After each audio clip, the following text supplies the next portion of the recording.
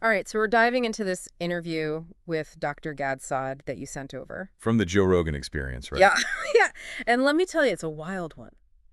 He talks about everything from like why kids these days seem so much older than we did to like why that sports car triggers some pretty primal instincts. Mm. Yeah, what really strikes me about Dr. Saad is that he's able to connect ideas from so many different areas. Yeah, he's all over the place. He is, but in like a really fascinating way, you know?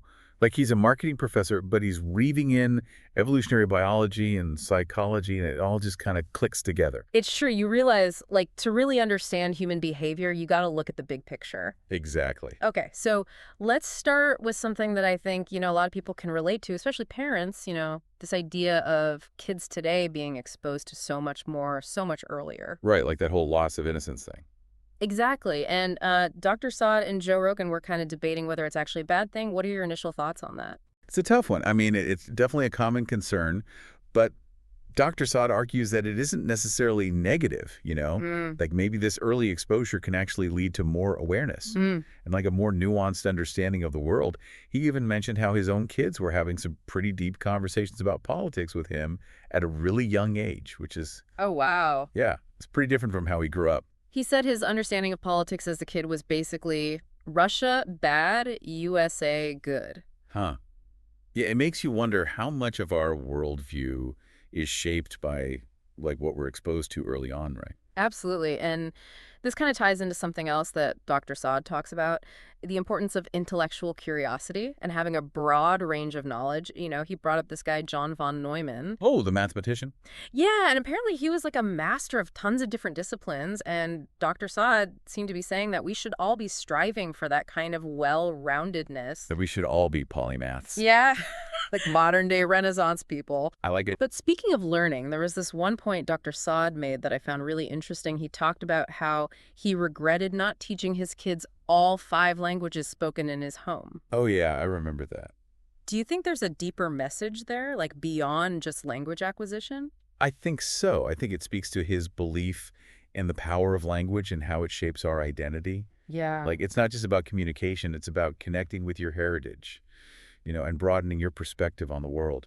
That's a good point. Then they got into like the psychology of decision making, and Dr. Saad explained this concept called cognitive dissonance. Ooh, yeah, cognitive dissonance. That's a good one. It's basically that thing where we like twist ourselves into knots trying to make our beliefs fit reality, even when they clearly don't.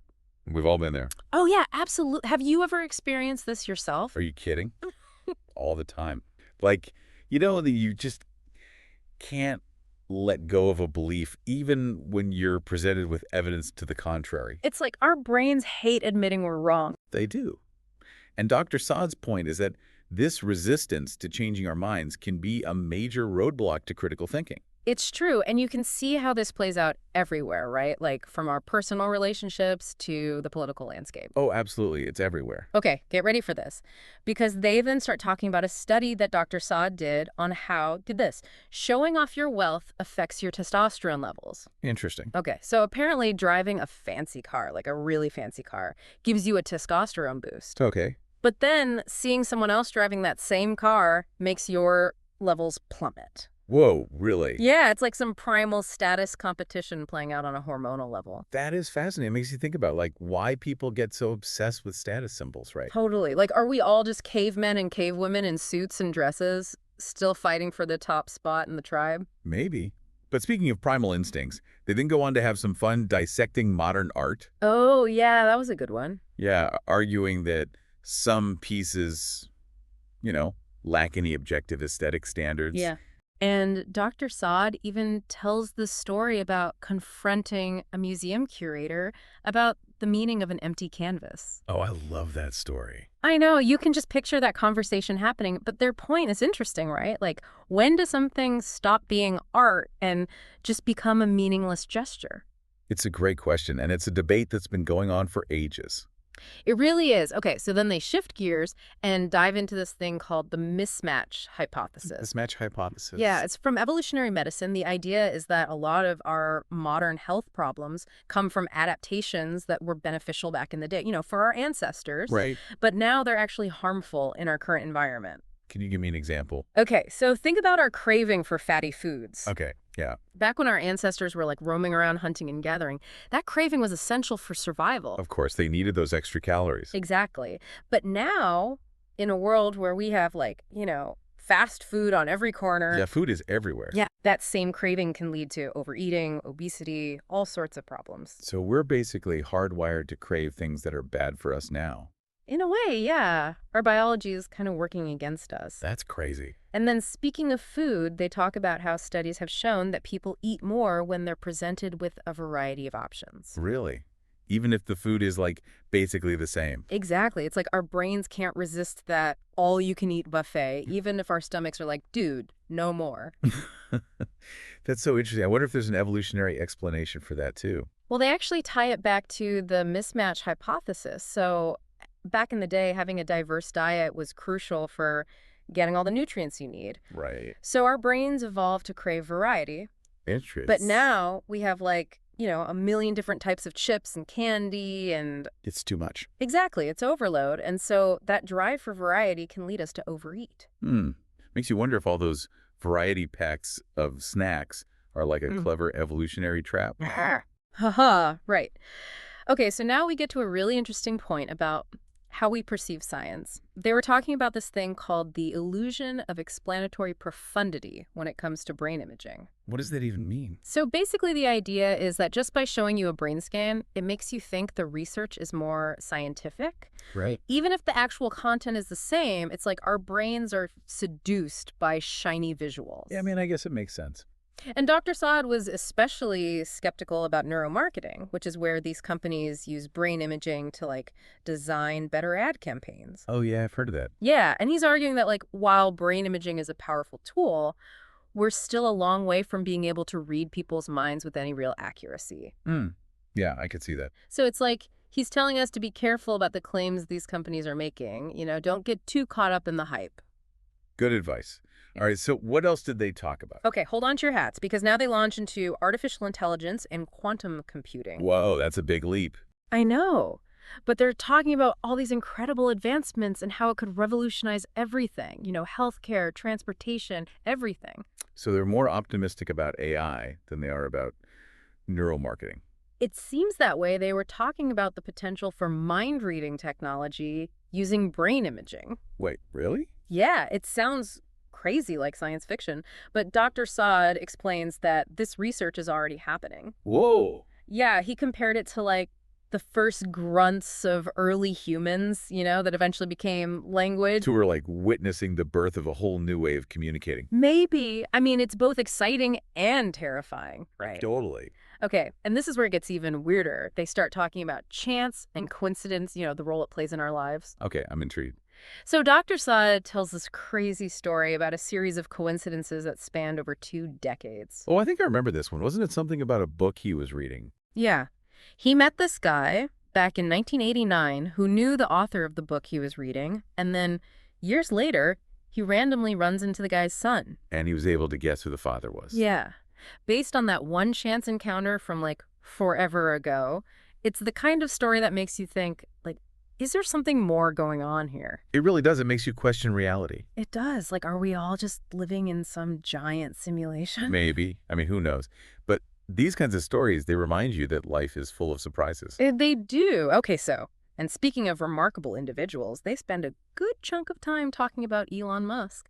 Well, of course they do. He's the ultimate modern-day enigma. Right. He's this brilliant entrepreneur, a visionary, but also a total lightning rod for controversy. Yeah, you either love him or hate him. And Dr. Saad seemed especially bothered by these accusations that Musk is a Nazi sympathizer. Oh, yeah, I remember that. I mean, given his Jewish heritage and the work he's done to bring hostages home from conflict zones, it just seems... Yeah, it seems pretty ridiculous. It does, and I think Dr. Saad felt that way too. These accusations were baseless and intended to, discredit Musk's character. Yeah, it really highlights how misinformation and bad faith arguments can just spread like wildfire online, especially when you're talking about people in positions of power. It's a good reminder to be critical of what we see online and not just believe everything we read. Absolutely, and it makes you wonder, What's the psychological toll on someone like Musk? Who's constantly in the public eye and subject to this kind of intense scrutiny. It's got to be tough, but on a more positive note, Dr. Saad also emphasized the importance of fighting back against harmful ideologies,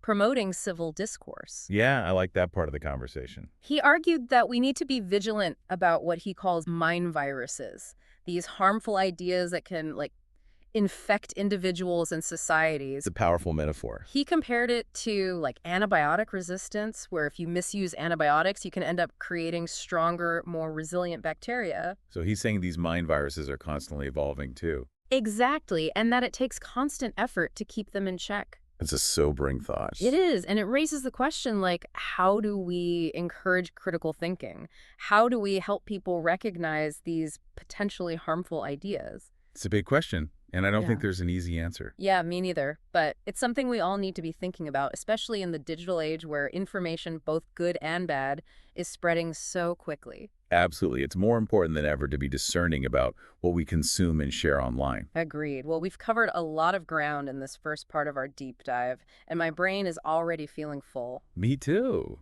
It's amazing how much they packed into this one conversation. I know, it's like a crash course in human behavior, evolutionary biology, and the future of technology all rolled into one. And we haven't even gotten to the best part yet. I know. There's still so much more to unpack, so we'll have to take a quick break and then come back for part two, where we'll dive even deeper into Dr. Gad Saad's fascinating world. Sounds good to me. I'm ready for more.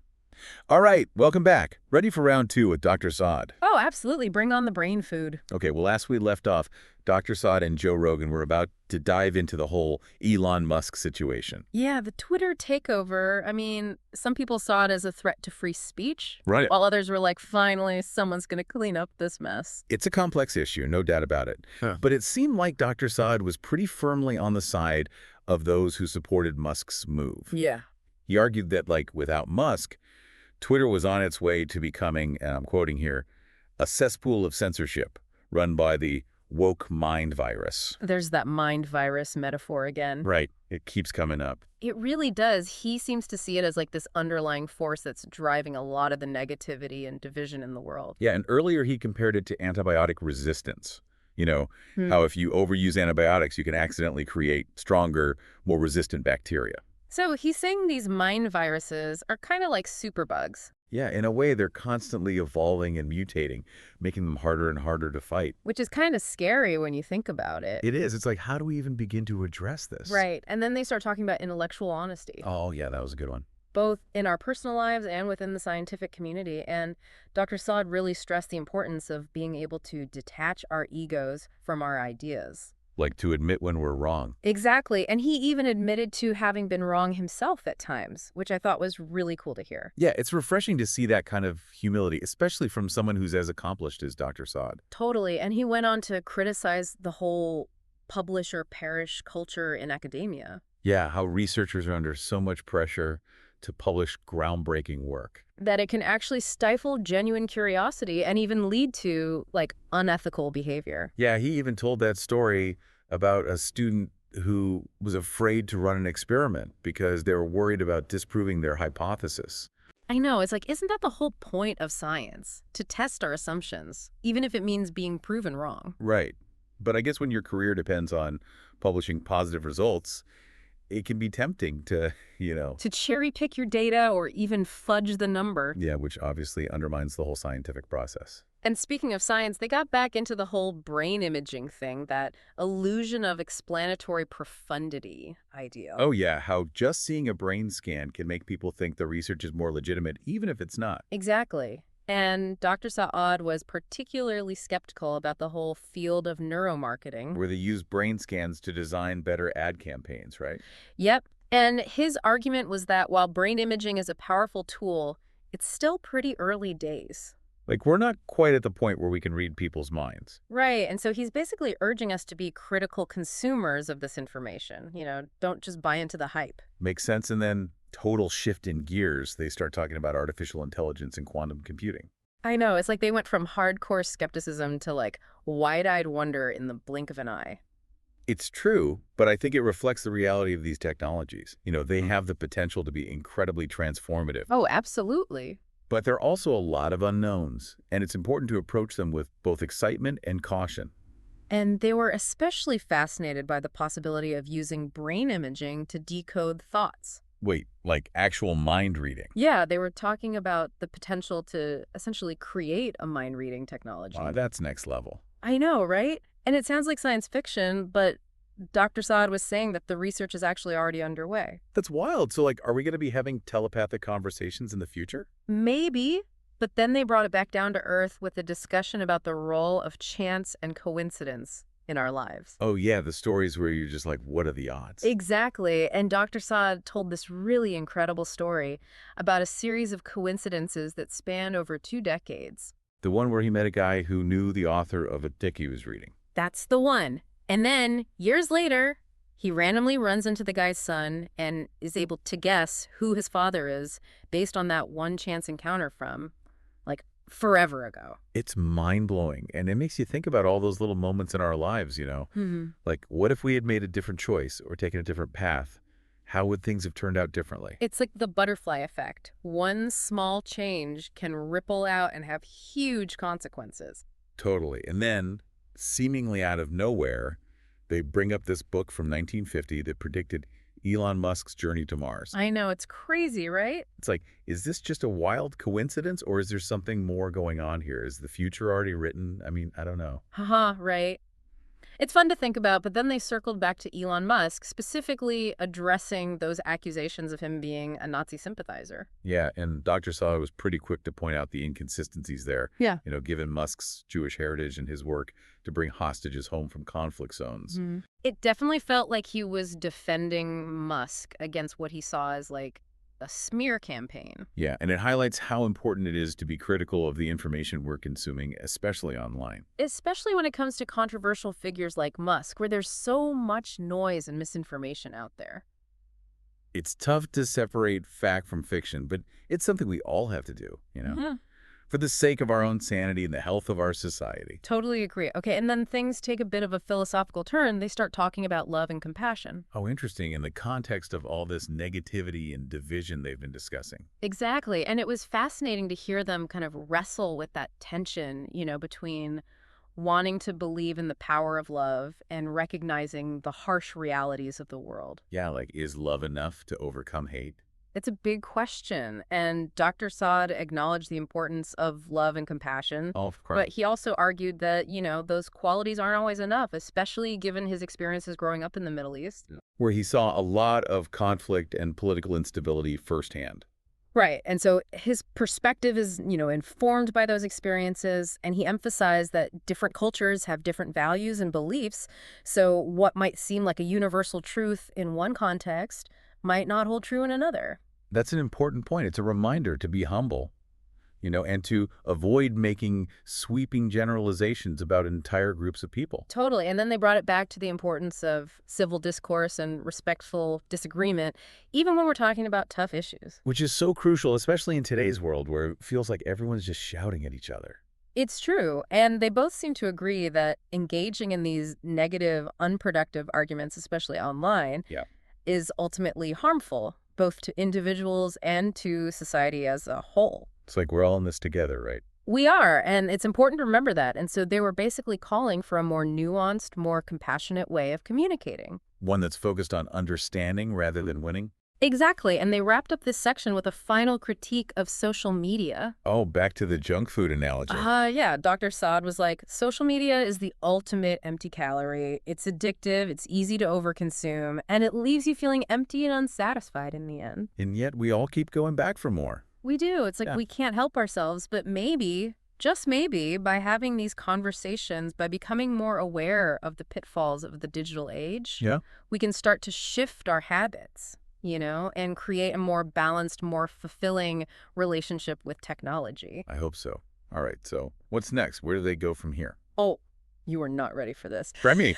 They start talking about the future of communication. And I'm not talking about faster internet speeds or virtual reality. Okay, then what? They're talking about telepathy. Telepathy, like mind-to-mind communication? Yep, the real deal. Oh, I know, it's a lot to process, but they're basically speculating about a world where we could bypass language altogether and communicate directly through thought. Hmm. That raises a lot of questions like, what about privacy? Would we be able to keep our thoughts to ourselves if everyone could read them? Right. And what about consent? Could someone force you to share your thoughts against your will? It's pretty mind-blowing and maybe a little bit scary too, but it's also kind of exciting, to think about the possibilities. It is, and it makes you realize that, we're just scratching the surface of what's possible when it comes to communication. Absolutely. But for now, I guess we're stuck with our keyboards and our emojis. Yeah, we'll have to make do with what we've got, but hey, at least we can still have these amazing conversations. That's true. And we can keep exploring these ideas, keep pushing the boundaries of what we think is possible. All right, so we've covered a ton of ground in this second part of our deep dive. Any thoughts before we move on to the final chapter? I mean, it's incredible how wide-ranging this conversation has been, but one thing that keeps sticking with me is that whole mind virus metaphor. Yeah, it's pretty powerful. It is, and it makes you think about the responsibility we all have to be critical thinkers, to question the information we're consuming and to be careful about the ideas we're spreading. Because ideas, once they take root, can be really hard to get rid of. Exactly. So it's up to us to make sure we're planting the right seeds, both in our own minds and in the minds of others. Well said. All right, ready for the grand finale. Bring it on. Okay, so this is it, the final stretch of our deep dive into Dr. Saad's conversation with Joe Rogan. And what a conversation it's been. Right. I mean, we've covered everything from kids these days to the potential for mind-reading technology. And a whole lot of Elon Musk in between. It's true. And in this last part, it felt like both Dr. Saad and Rogan were really grappling with, like, how to navigate this crazy modern world we live in. Yeah, especially when it comes to communication, how to have meaningful conversations in a digital age that's so full of negativity. They were talking about how they both, like, hate negativity online. Yeah. And how it can be so draining. Dr. Saad even shared that story about a Twitter exchange he had with another public figure. Yeah, and how it just, like, stuck with him. Even though it was just, a brief online interaction. It's a good reminder that words have power, even in the digital world. They really do. And it made me think about how important it is to, be mindful of what we put out there. And to be able to recognize when someone is genuinely trying to have a good faith conversation. Versus just, trolling or trying to get a rise out of you. Right, which can be hard to tell online. It can, but it's a skill worth developing for sure. And then they got into this discussion about the inherent limitations of social media as a platform for, like, real communication. Yeah, they were talking about how social media just kind of naturally fosters outrage. And creates these echo chambers where you only hear from people who agree with you. It's like you're constantly being reinforced in your own biases. And remember that analogy Dr. Saad used, comparing social media to junk food. Yeah, it's addictive and ultimately unsatisfying. But we keep going back for more. We do. It's a tough cycle to break. But maybe by talking about it, by becoming more aware of these patterns, we can start to make some changes, Yeah, like being more intentional about our social media use. Exactly. Maybe setting some limits or just being more mindful of how it's making us feel. And then, just when you thought things couldn't get any weirder, they start talking about the future of communication. And I'm not talking about, like, faster internet or virtual reality. Oh, okay, I'm intrigued. They're talking about telepathy. Telepathy? Seriously? Yep, mind-to-mind communication. Like Professor X style. Basically. It's a total mind-blowing concept. And of course, it raises a lot of questions about privacy and consent. Yeah, like what if you didn't want someone to read your thoughts? Right, and what if someone could force you to share your thoughts against your will? It gets kind of creepy. It does, but it's also kind of exciting, to think about a world where we could communicate so directly. It would definitely change everything. Yeah, for better or for worse. But for now, we're stuck with our keyboards and our emojis. I guess so. But hey, it's not all bad. We can still have amazing conversations. Like this one. Exactly. And we can keep exploring these ideas, keep pushing the boundaries of what we think is possible. So, as we wrap up this deep dive, what final thought would you leave our listener with? I think it's important to remember that the digital age, for all its challenges, also presents incredible opportunities. I agree, like for connection, for learning, for growth. Exactly. And maybe the key is to approach it all with a healthy dose of skepticism. A willingness to engage with different perspectives. And a commitment to using our words, whether spoken or written, to build bridges rather than walls. Well said. So there you have it, a whirlwind tour of Dr. Gad Saad's conversation with Joe Rogan. It's been a wild ride. It has. But we hope you enjoyed this deep dive, and we encourage you to, keep exploring, keep questioning, keep those conversations going. Because that's what it's all about. Absolutely. Thanks for joining us, and we'll see you next time on the deep dive. See ya.